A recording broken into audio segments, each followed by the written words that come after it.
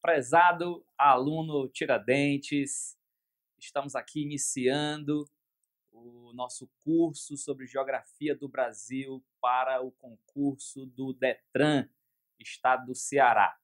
Trabalharemos temas que irão com certeza garantir a sua aprovação. Eu sou o professor Davi Costa, irei trabalhar com vocês Geografia do Brasil e do Estado do Ceará, duas temáticas importantes para a sua prova, para garantir a sua aprovação, para garantir a sua efetivação no Departamento de Trânsito do Estado do Ceará.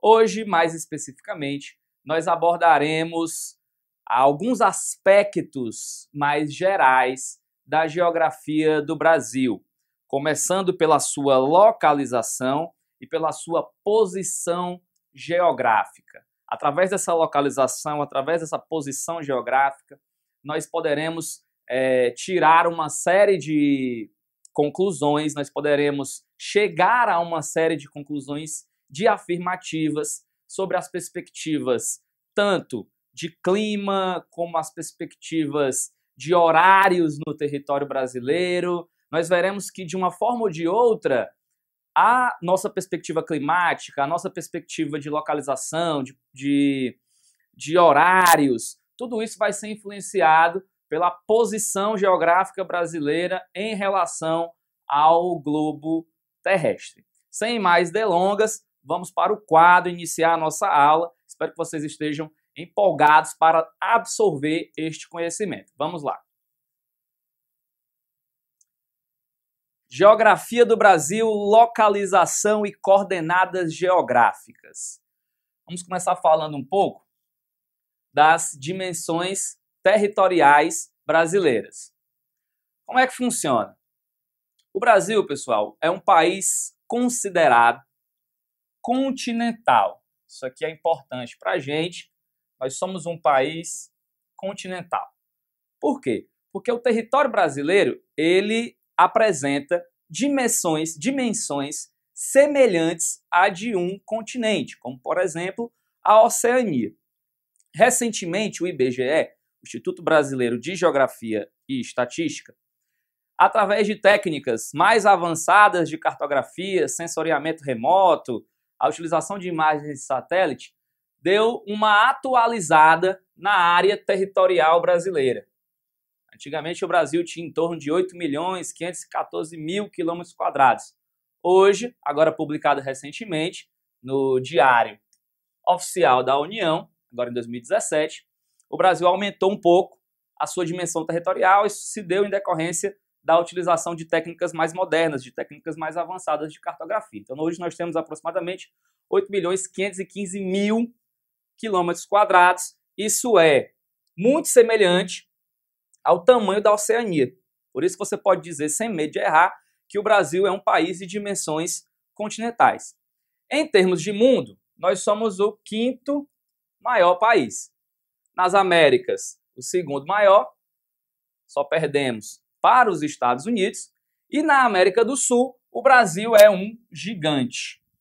Aproximadamente metade do território da América do Sul pertence ao Brasil. Por isso que você pode dizer, como eu falei, sem medo de errar, que o Brasil é um país de dimensões continentais.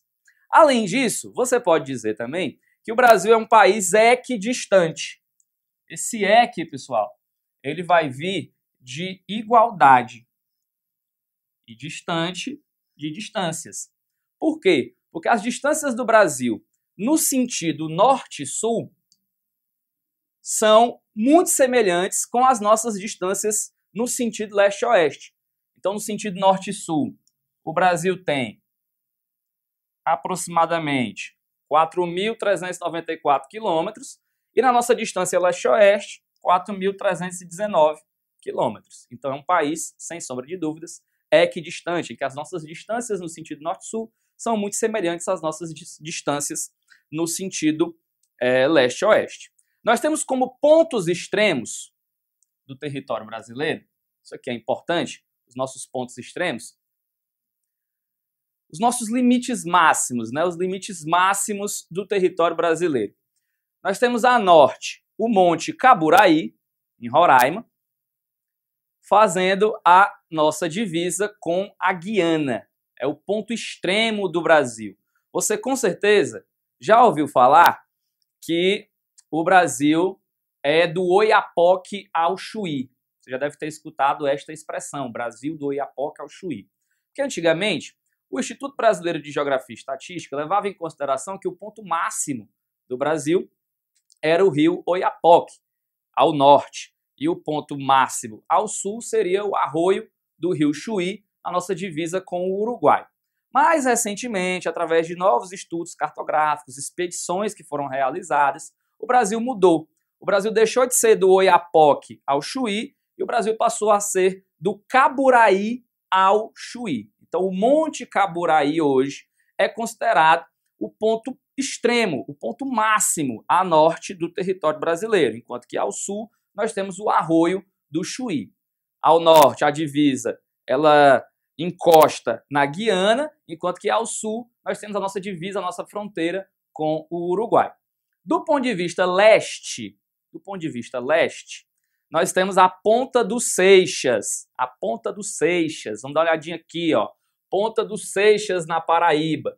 É o nosso ponto máximo a leste. Nós temos aqui, ó, se você não estiver recordando, norte, sul, leste, oeste. Pode aparecer esse Wzinho aqui, ó, que é west em inglês, certo? Então, ponto máximo ao norte, Monte Caburaí, ponto máximo ao sul, o Arroio do Chuí.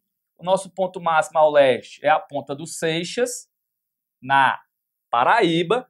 E o nosso ponto máximo a oeste é a nascente do Rio Moa, no Acre, na nossa divisa com a Bolívia. Então, atualizadamente, estes são os pontos extremos do território brasileiro. Lembrando, informação importante, não se esqueça, houve uma atualização. O Brasil não é mais do Oiapoque ao Chuí. O Brasil é do Caburaí ao Chuí. Vou limpar aqui o nosso quadro e partir para frente. Muito bem, limites territoriais. O Brasil, pessoal, possui uma série de fronteiras com a maioria esmagadora dos países da América do Sul. Nós temos aproximadamente 23 mil quilômetros de limites, entre limites territoriais e limites marítimos. Desses aproximadamente 23 mil quilômetros, são 15.719 quilômetros de fronteira terrestre com demais países da América do Sul e aproximadamente 7.367 quilômetros de fronteira marítima para o Oceano Atlântico. Mais uma vez, lembre-se, o Brasil é banhado única e exclusivamente pelas águas do Oceano Atlântico. Na América, a maioria, como eu falei, a maioria significativa dos países sul-americanos fazem fronteira com o Brasil. Então nós temos aqui no nosso quadro a lista de países que têm o privilégio de fazer fronteira com o Brasil. São eles: Argentina, Bolívia, Colômbia, Guiana, Guiana Francesa, o Paraguai, o Peru, o Suriname, o Uruguai e a Venezuela. São os países que têm fronteira com o território brasileiro. É muito mais fácil de você memorizar os países que não fazem fronteira com o Brasil. Por exemplo, o Chile e o Equador. São os dois únicos países que não fazem fronteira com o território brasileiro. Todos os outros países da América do Sul, à exceção destes dois, fazem fronteira com o Brasil. Nessa nossa fronteira terrestre de aproximadamente 15.719 quilômetros. Essa fronteira extensa, ela traz pontos positivos. Você tem a possibilidade de relações comerciais entre o Brasil e estes países que estão nos nossos limites, mas também traz uma série de aspectos negativos quanto à questão da fiscalização e da proteção dessas fronteiras. Muitas dessas fronteiras são em áreas de floresta amazônica. Então acaba sendo uma mata fechada, uma mata densa, dificultando a atuação do Exército Brasileiro para proteger, para fiscalizar essas áreas. Muito bem, além das fronteiras terrestres, hoje, cada vez mais, os concursos, as questões, elas abordam os limites marítimos do Brasil. Inclusive, no último concurso que nós tivemos do IBGE, caiu justamente uma questão sobre os limites marítimos do território brasileiro. Porque hoje, em decorrência do avanço da tecnologia, muitos países estão começando a explorar recursos naturais no fundo do mar, estão começando a explorar recursos no oceano, por exemplo, petróleo, por exemplo, gás natural. Então acaba com a exploração desses recursos naturais, a necessidade dos países, vem atrelada essa necessidade de estabelecer de forma mais fixa quais são os seus limites, que partes do oceano, diretamente conectadas ao seu território, pertencem em termos políticos e em termos econômicos.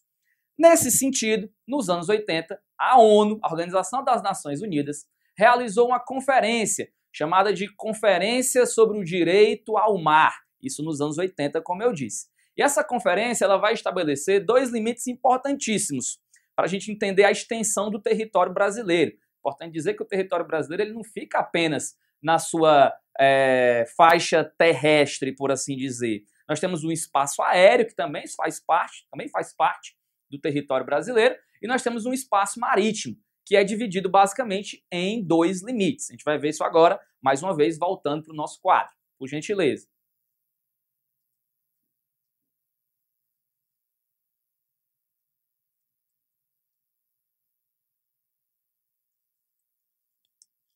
Aqui no nosso quadro, pessoal, nós temos o mar territorial e a zona econômica exclusiva.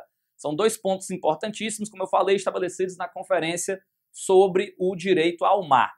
O que acontece? O mar territorial é um limite político. Ele se estende até 22 quilômetros dentro do Oceano Atlântico. Aqui nós temos vários limites, né? A fronteira marítima dos estados. Cada estado tem direito a uma parte específica. Cada estado tem direito a uma parte específica de faixa praial e de também área dentro do oceano. Então existem os limites entre os estados. E aí o Brasil tem um mar territorial, está aqui estabelecido, ó, mar territorial brasileiro, que se estende por toda a nossa costa, aqueles 7.000 quilômetros aproximados, né?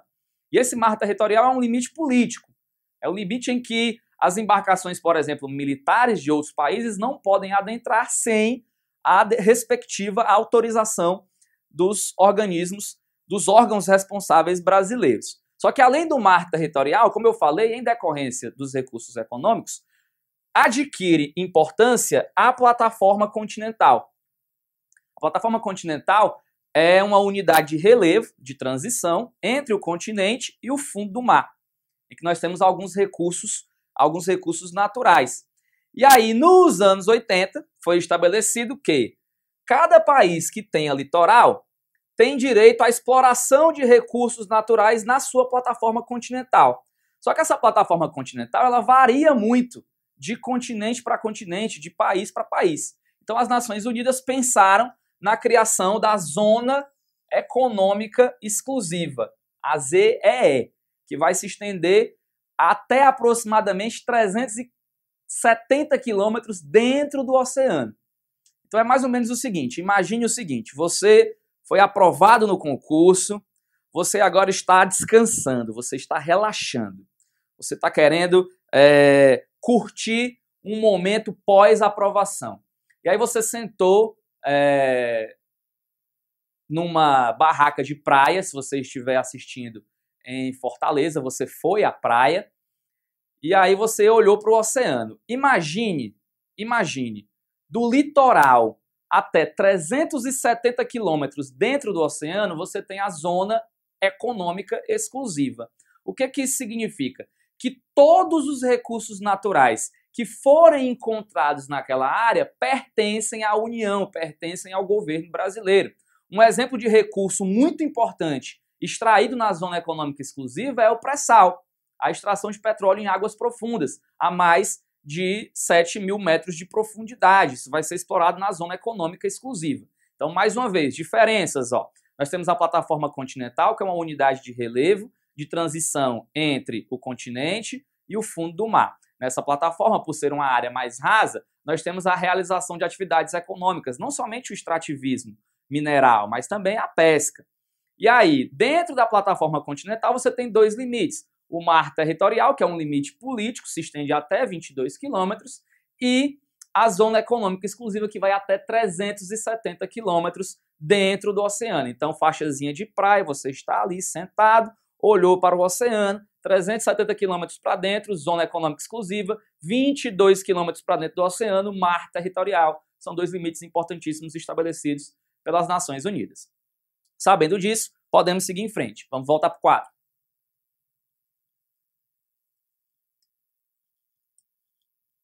Hemisférios e zonas de iluminação. Isso aqui é importante. Isso aqui é muito importante. O Brasil, pessoal, está situado em 3 hemisférios terrestres. Nós estamos em 3 hemisférios terrestres. Davi, o que é um hemisfério? O hemisfério, pessoal, é uma divisão do planeta. Nós temos a linha do Equador ao sul, a linha do Equador que divide a Terra em 2 hemisférios, hemisfério norte, acima da linha do Equador, hemisfério norte, acima da linha do Equador, e abaixo da linha do Equador nós temos o hemisfério sul. Então, para não ficar dúvida, a linha do Equador corta o planeta e divide em 2 hemisférios, o hemisfério norte e o hemisfério sul. Está aqui a linha do Equador, se você não tiver visualizado, vou marcar aqui para você. Além da linha do Equador, nós temos o meridiano de Greenwich, que é esse aqui, ó. O Equador, ele é paralelo, o Equador, ele é horizontal, o meridiano de Greenwich, ele é vertical. E aí o meridiano de Greenwich divide a Terra em 2 hemisférios também. Nós temos à direita do meridiano de Greenwich o hemisfério leste e à esquerda do meridiano de Greenwich o hemisfério deixa eu marcar aqui direitinho, o hemisfério oeste. Então, mais uma vez, para não ficar dúvida, acima da linha do Equador, hemisfério norte. Davi, eu já ouvi dizer que algumas questões, alguns autores gostam de chamar o hemisfério norte de hemisfério boreal. Isso procede? Procede, pessoal. O hemisfério norte, ele também pode ser chamado de hemisfério boreal. Enquanto que o hemisfério sul, ele é o hemisfério austral. Há quem chame também o hemisfério norte de hemisfério setentrional, enquanto que o hemisfério sul é o hemisfério meridional. O hemisfério leste, isso aqui é mais fácil, é mais comum, é chamado de hemisfério oriental. Você tem aqui no leste, ó, o Oriente. Enquanto que o hemisfério oeste é o Ocidente. Então, o que são os hemisférios? São divisões do planeta, levando em consideração, tendo como referência a linha do Equador e o meridiano de Greenwich. Acima da linha do Equador, norte, abaixo, sul, à direita do meridiano de Greenwich, oriente, leste, à esquerda, oeste, ocidente. Vou apagar aqui e voltar para o slide anterior. Então, o Brasil está situado em 3 hemisférios. Nós somos cortados ao norte pela linha do Equador. A linha do Equador, pessoal, informação importante, até para você conseguir compreender melhor o clima brasileiro. A linha do Equador, ela corta o hemisfério, ela corta a região norte do Brasil. 4 estados da região norte são cortados pela linha do Equador. Então, ao norte, o Brasil é cortado pela linha do Equador. E ao sul, nós somos cortados pelo Trópico de Capricórnio. Eu vou voltar para vocês aqui, vou avançar, não é verdade? Para vocês visualizarem. Então, aqui nós temos a região norte do Brasil. Aqui nós temos a região norte do Brasil. E a região norte do Brasil, como eu falei, é a única região brasileira cortada pela linha do Equador. Então, o Brasil é cortado ao norte pelo Equador. Já na região sul, na transição da região centro-oeste, sudeste para o sul, o Brasil é cortado pelo Trópico de Capricórnio, que é esse aqui, ó. O Brasil é cortado pelo Trópico de Capricórnio.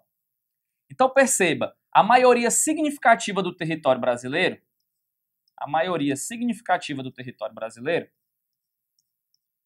está entre os trópicos, ou seja, está entre o trópico de Capricórnio e o trópico de Câncer. Por isso que você diz, sem medo de errar, que o Brasil é um país tropical, abençoado por Deus e bonito por natureza. Então, ao norte nós somos cortados pelo Equador, ao sul nós somos cortados pelo trópico de Capricórnio. Essa informação é importante, guarde-a.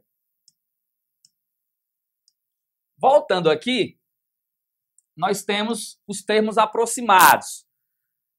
Se você lembrar da divisão do território brasileiro, você vai ver que a maioria significativa do nosso território está no hemisfério sul.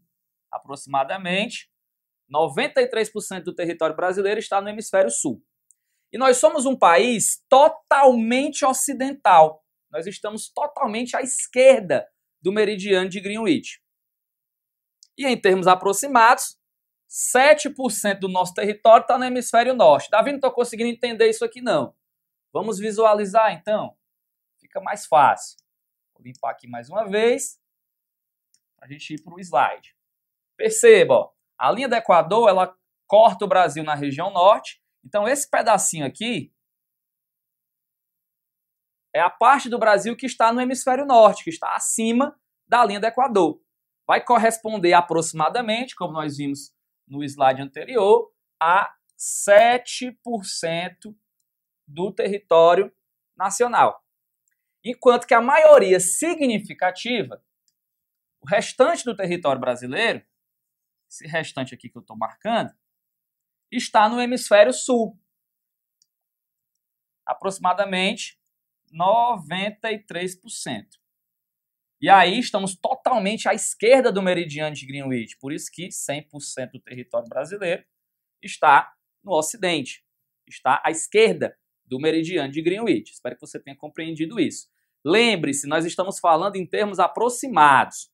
Cuidado com as generalizações.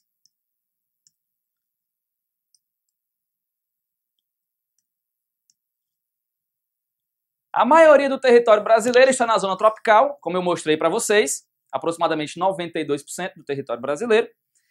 E aí, alguns estados da região, principalmente da região sul, mas também uma parte do estado de São Paulo e uma parte do Mato Grosso do Sul, está fora da zona tropical.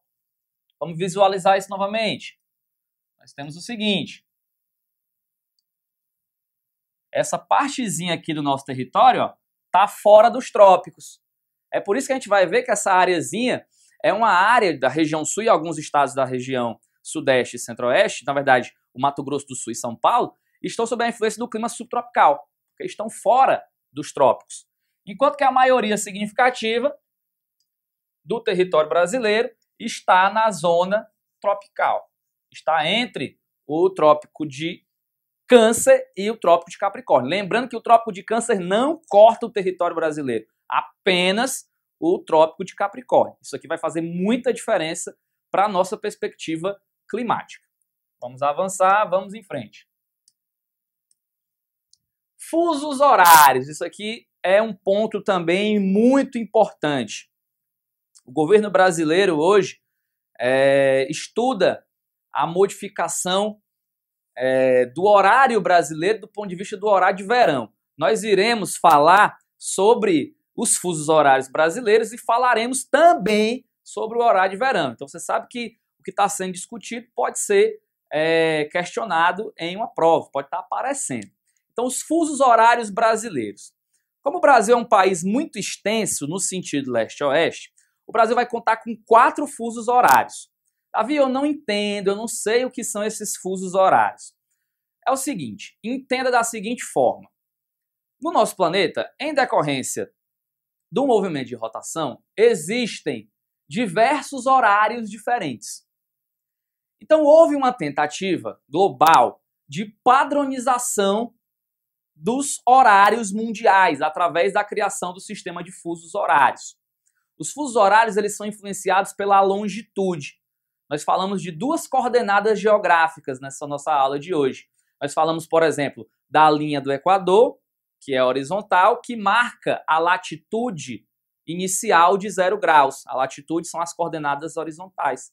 E nós falamos do meridiano de Greenwich, que marca as longitudes. É a longitude inicial, 0 graus meridiano de Greenwich na vertical. Então você tem na horizontal a linha do Equador, iniciando aí os paralelos, iniciando aí a latitude, e nós temos o meridiano de Greenwich na vertical, iniciando os meridianos, iniciando a longitude.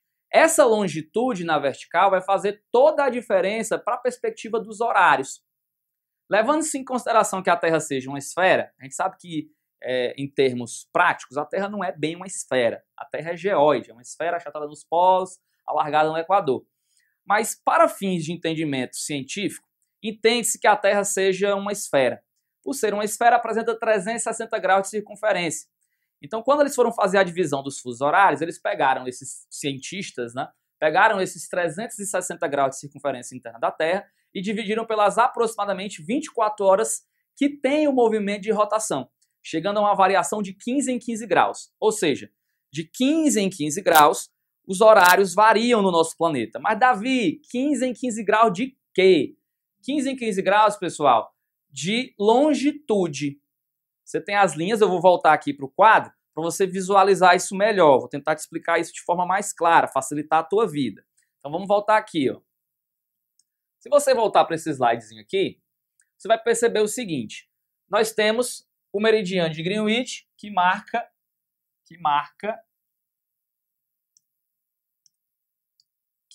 0 graus. Esse aqui é o meridiano de Greenwich. Então nós temos de 0 a 180 fusos para oeste e de 0 a 180 fusos para o leste, juntando os dois 360 graus. Dividiram esses 360 graus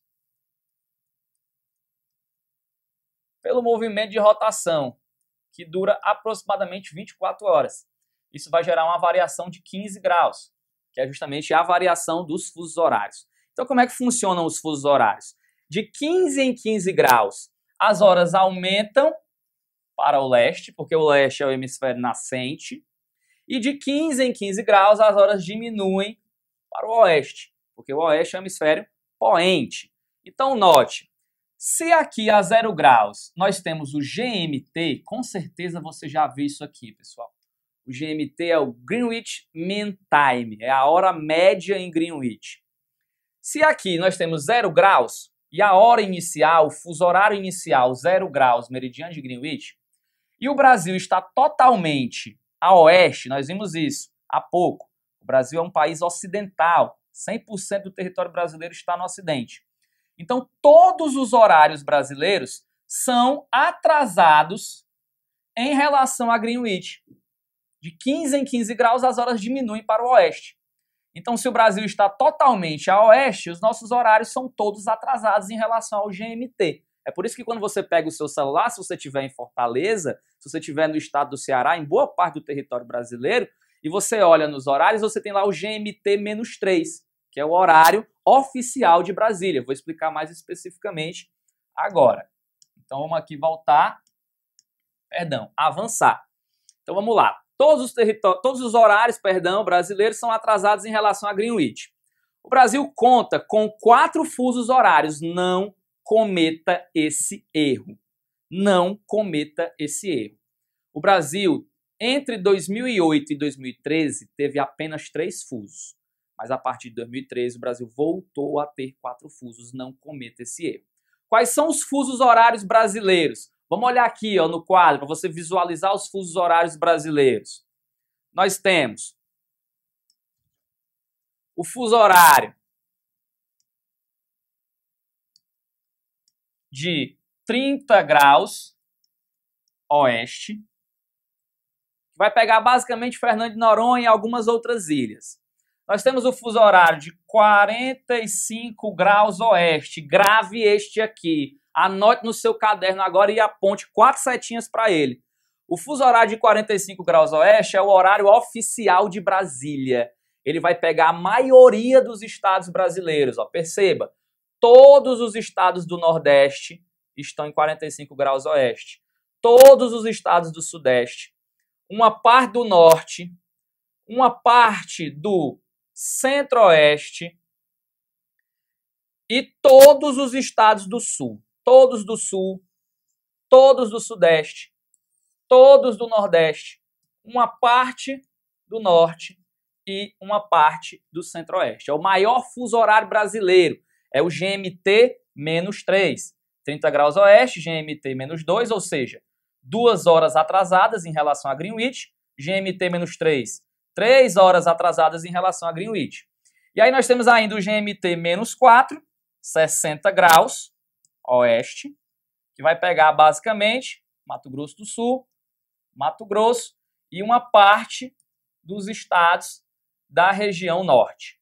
E por fim, o fuso horário -5, GMT-5, 75 graus oeste, menos 5 horas em relação a Greenwich, que pega uma parte do Amazonas e a totalidade do estado do Acre. Então nós temos 4 horários diferentes no território brasileiro, de 15 em 15 graus a variação, ó, 30, 45, 60, 75. Isso aqui é longitude, é leste, nós temos o oeste, aqui nós temos o leste, é leste, oeste. Tranquilo?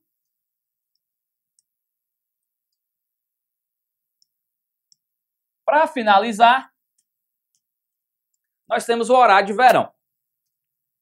O horário de verão, ele é adotado nas regiões centro-oeste, sudeste e sul do país. Ele começou a vigorar nos anos 30, depois teve uma pausa, voltou permanentemente em 2008. O que acontece? Davi, por que o horário de verão não é adotado nas regiões norte e nordeste? Porque as regiões norte e nordeste estão muito próximas à linha do Equador. Então a variação do fotoperíodo, que é o período de luz, não é muito significativa. Não há, portanto, muita economia de energia. Não faz muito sentido.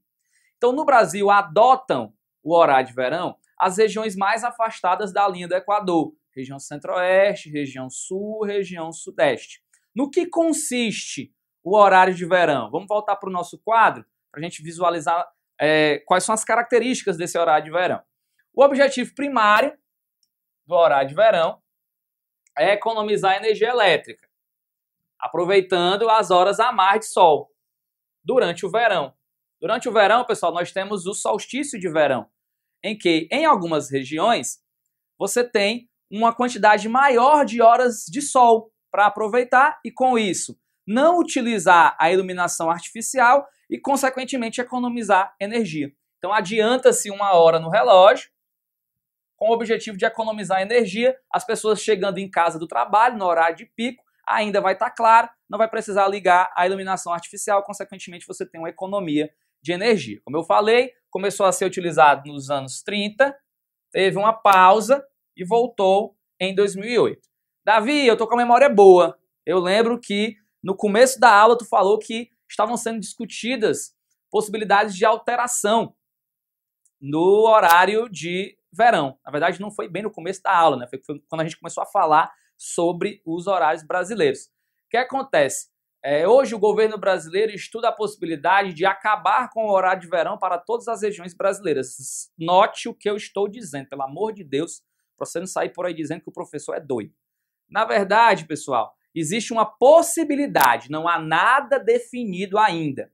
Talvez se gera uma economia de energia, por que é que o governo está querendo acabar com o horário de verão em todas as regiões brasileiras? Por mudanças no nosso padrão de consumo. Antigamente no Brasil o que mais consumia energia era a iluminação artificial, as lâmpadas, as luzes. Hoje, cada vez mais, o que mais consome energia no nosso país é o ar-condicionado. São os aparelhos de refrigeração. Então, se está mudando esse padrão, não faz mais muito sentido mexer no horário para poder economizar energia. E, inclusive, nos últimos anos, essa economia de energia vem diminuindo ano após ano. Então, o governo brasileiro está cogitando, mais uma vez cogitando, a possibilidade de acabar com o horário de verão. Beleza, galera? Vamos dar uma olhadinha aqui. Vou deixar aqui para vocês as referências, vocês se aprofundarem nas temáticas. Gostaria de dizer que esse tema é importantíssimo para a sua aprovação, não deixe de estudá-lo, não deixe de resolver exercícios. e continuaremos o nosso curso, continuaremos as nossas aulas daqui para frente. Foi um prazer imenso estar com vocês e nos encontramos em uma próxima oportunidade. Forte abraço!